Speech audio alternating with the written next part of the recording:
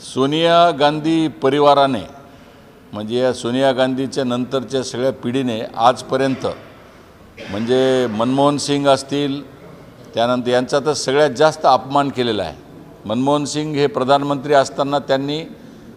केंद्रीय मंत्रिमंडळाची जी कॅबिनेटची जी पत्र आहे ते त्यांच्यासमोरच त्यांनी फाडलं होतं आणि इतका मोठा अपमान प्रधानमंत्र्याच्या समोर केला त्या काँग्रेसमधल्या सगळ्या मंडळींनी नरसिंहरावांचा, लालबहादूर शास्त्रींचा, प्रणब मुखर्जींचा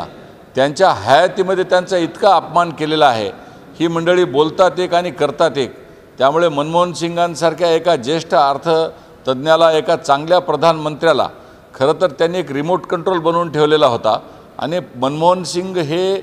फक्त त्यांनी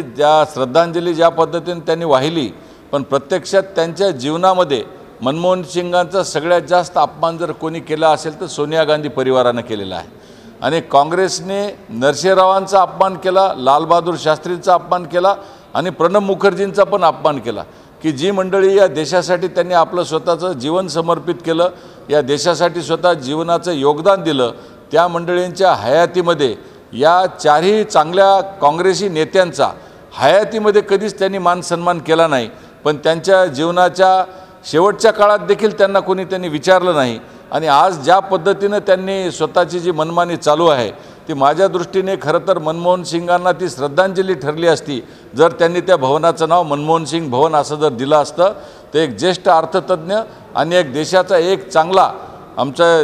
शीख समाजातलं एक उत्तुंग अशा पद्धतीचं जे नेतृत्व आहे त्यांचं जर नाव दिलं असतं तर काँग्रेसमधल्या मंडळींना मला असं वाटतं सुचवायचं आहे की त्यांनी या पद्धतीने या राष्ट्रभक्तांचा वेळोवेळी विचार केला पाहिजे अशी माझी मागणी आहे।